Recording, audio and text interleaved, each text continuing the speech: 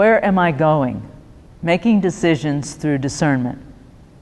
Hello, I am Sister Cathy Arnold, a member of the Apostolic Religious Community of Dominican Sisters of Peace. My lens is as a woman, a Roman Catholic vowed to God in this religious congregation, a seeker and friend of God, a member of this universe. I received these ideas about discernment from various sources and from my own experience, and I'm eager to offer them to you. As in good Dominican fashion, I will begin with an overview of the topic, do the presentation, and then see if I did what I said I would. So first of all, I hope to offer some definitions of vocation, discernment, and some of my own assumptions and biases related to this topic. Secondly, the topic of getting to know yourself and becoming aware of how you image the divine and how that relates to your discernment. 3, some steps to use in discernment, listening with your head, your heart, your senses, and yes, even your unconscious, left and right brain discernment tools. 4th, making a decision and seeking confirmation. And 5, practicing a technique which works for you.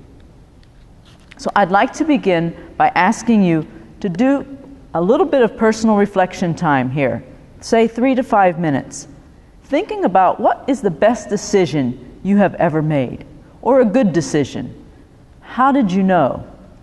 And then secondly, what is a decision that you don't consider a good one? I call it the worst decision you've ever made. Do you have any insights as to what happened in the discernment of that decision? If you're watching this with someone, take time then, after writing down some reflection on these personally, take time to share with the other person what you've learned in this little exchange. So let's begin with the assumptions. The first assumption that I think about when I think about discernment is that I can make choices about my life. You can make choices about your life. Secondly, my life is not my own. I'm in relationship with God, with myself, with those I love, and with all of creation. Decisions that I make affect the world around me, and I want those decisions to bless the world and not harm it.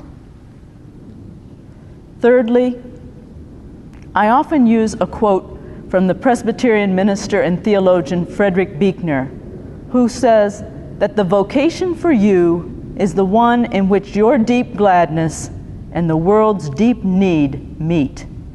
Something that not only makes you happy, but that the world needs to have done. I begin with these assumptions in order to set the groundwork for the ideas I hope to share. I'd also like to acknowledge some books that I've used and some people that I've shared with, and you can see those acknowledgments on your screen. I'm not going to go through those right now. Discernment. Discernment for me is the act of taking a listening stance with your life in the context of your relationships, with yourself, with God, or whatever word you use to express the infinite in your life, and with others. I see it not just as a process for making major decisions or long-term decisions, but I see it as a way to respond to yourself, to God, to the people you know and love, and to all those whose lives are connected to yours, including human, animal, and all of earth, on a daily basis. The dictionary definition of discern is to sift, or sort, or to detect. Our invitation as humans and as Christians is to sift and sort and respond to God's grace and Spirit in our lives for the glory of God, for the benefit of ourselves and for the benefit of all of creation. As our brother Christian Irenaeus in the 2nd century said, and I have adapted his quote, "The glory of God is the person fully alive, and the life of the person is the vision of God." So with these assumptions in mind, let us do another short exercise so that you have something also personal that you're discerning at this time as you progress through these discernment tools. You have three options, so choose, or 3 or 4 options. Choose the one that fits for you right now. First of all, you could write down a decision that you're currently in the midst of discerning. Write as much detail as you can about what you're thinking about decision at this time. Or secondly, write down 3 things that you would do today if you found out that you would die tomorrow. Thirdly, write a 3-sentence obituary about yourself. This obit should reflect what you would hope you could say about yourself when you die, or what you might hear others, you hope others would say about you. It may or may not reflect what you would say about yourself today. Again, choose one of these to do at this time. Fourth, create a bucket list of a minimum of 5 items which you hope to complete in the next 10 years of your life. And again, I'll give you 3 to 5 minutes to write down some response to one of these or more than one of these little questions.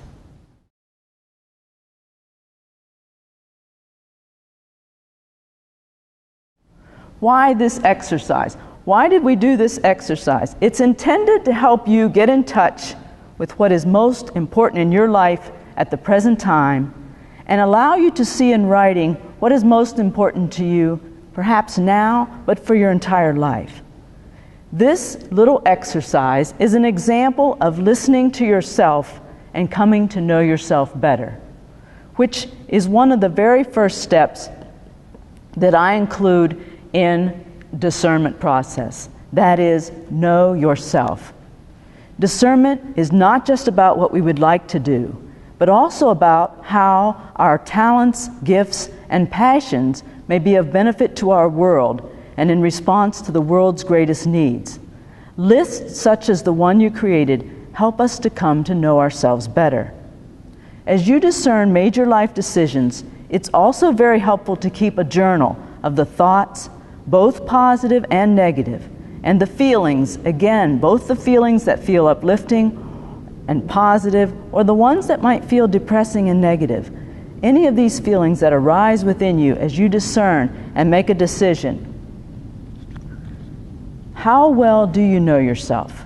Have you ever sat and just wrote out your hopes, your dreams, your fears, the emotions you're experiencing, your attractions, your desires, your expectations of yourself? When was the last time you took a day, or an afternoon, or an hour to reflect on what it is that gives you the most energy in your day? What helps you get out of bed in the morning? What would you do with your life if you had no limit of money or time?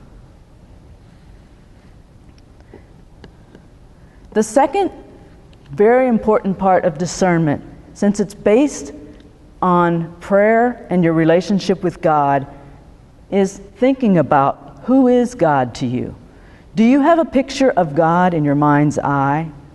Does God have a specific plan for you that you must find?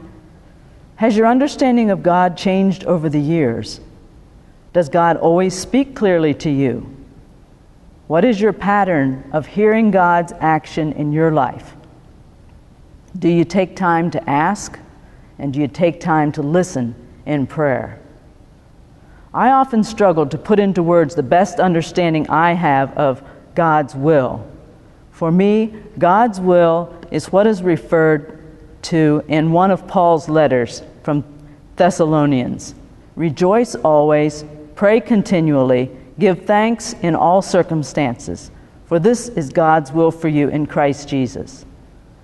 I often think of this because that at any moment, at any time, we can be present to God's action in our life through the people, the places, the situations in which we're in. And can we be open and mindful of those times? I prefer not to speak of God having a plan for your life, such that a person has to discover this plan and will be miserable if the plan is not discovered and followed. Rather, I prefer to think of God's plan as a vision that God has for your life, a vision that fits who you are and the work that you love and are able to do. Then, in that vision, we can make a choice of how best to use our gifts.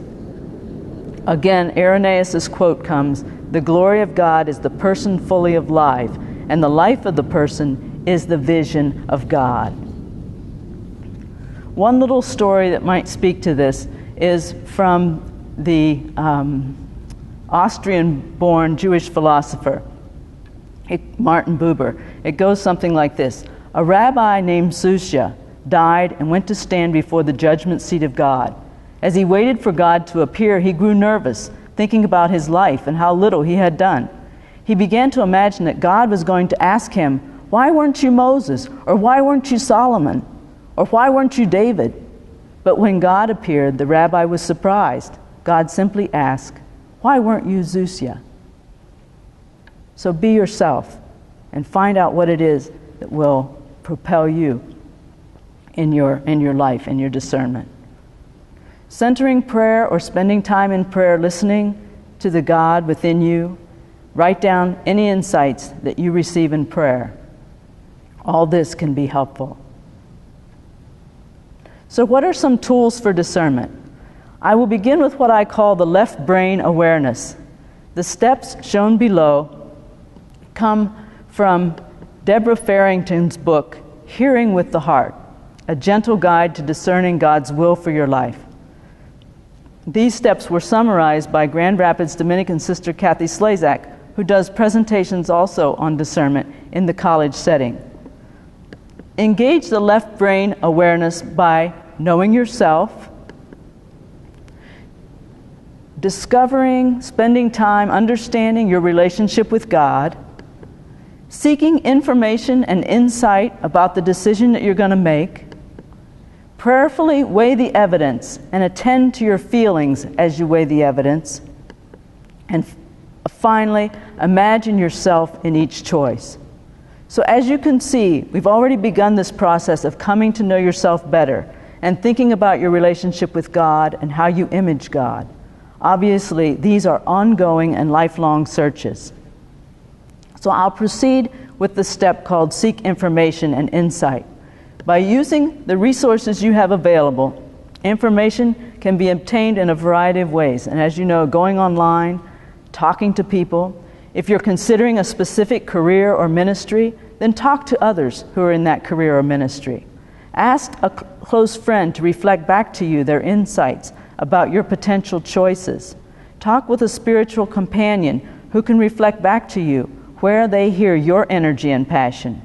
Be honest about your gifts and talents, and do not have, and the gifts and talents you have, and maybe do not have in regard to the direction you feel drawn. And take all this to prayer and attend to the feelings and the thoughts that arise. Write down your feelings, or maybe draw pictures of your feelings. Keep a journal and listen in prayer to see if clarity comes, asking God to give you clarity in your discernment. And another step then, imagining yourself in each choice. Before I became a Dominican sister, my spiritual director invited me to live for 2 weeks as if I had made the decision to ask for an application to enter the congregation. During the 2 weeks, I was to live as if I had made the decision. She said, when you wake up in the morning, take a reading of how you feel, what you're thinking, how much energy you have around the decision. Journal about all this. Then after 2 weeks, take off the decision and put on the opposite one. What thoughts and feelings arise now? Do you feel relief? Do you feel devastated? Note again the thoughts and feelings. I found this to be one of the most helpful tools for discernment, imagining myself in each choice. In his book Callings, Finding and Following an Authentic Life, Greg Lavoie offers many tools to use for discernment. I would highly recommend this book if you're in the midst of a major life decision and would like some extra ideas of how to proceed. One part that touched me the most about this book was in the section of braving the conflict, when our hearts and heads cannot come to agreement. My heart says one thing in this decision, and my head says the opposite. Which way do I go? Lavoie offers the suggestions that I think best relate to right brain awareness. That is, using art, dance, writing, music to help me get in touch with my deepest desires. Using art, dance, writing, and music to help hold the tension that may exist between my head and my heart in relation to making the decision. Sometimes over the course of time, and in these ways, there can be some resolution that comes within. And then finally, listening to your dreams, and I mean actually dreams when you're sleeping, and your dreams when you're awake, and asking for God for wisdom and clarity in the discernment. After gaining as much information and insight, spending time in prayer over a period of time, share those insights. Talk with a spiritual director or a companion about all that's happening within you. Talk with a close friend who has your best interest at heart. All this can help you as you discern this decision in a prayerful context and with guidance from someone else. Finally, make a decision and ask God for confirmation. Seek confirmation which may come as a deep sense of peace, energy, or excitement about your choice, or confirmation from those who love you. Now, this might not always be the case, especially if what you're about to do is speak out against some injustice that you're witnessing. Then you may not receive much support from those around you if you're trying to draw an injustice to their attention. But even if you do not receive support from loved ones, are you aware that this action will help you live more fully with the integrity of who you are? Another method of discernment comes from the Ignatian tradition. And one of my Dominican Sisters of Peace, Janice Bachman, often teaches others in spiritual direction, in the spirituality of St. Ignatius and his discernment techniques. There's a website that you can access for these discernment tools. So I'm not going to elaborate on those right now. I will include the website in the links here that we have on display. This concludes the materials that I have. I hope I've shared with you some definitions of vocation, discernment, and assumptions. I've asked you to participate in short exercises for getting to know yourself better. We looked at some discernment tools which invite us to use all of our senses, our prayer, our left and right brains, and our unconscious selves to help gain clarity when we're in the midst of discernment. We looked at some ways that the decision may be confirmed or not. So, I hope this has been some help to you. I thank you for your attention, and if you ever have any questions about discernment, feel free to call us in the Ministry of Welcome office at the Dominican Sisters of Peace, and many blessings as you discern.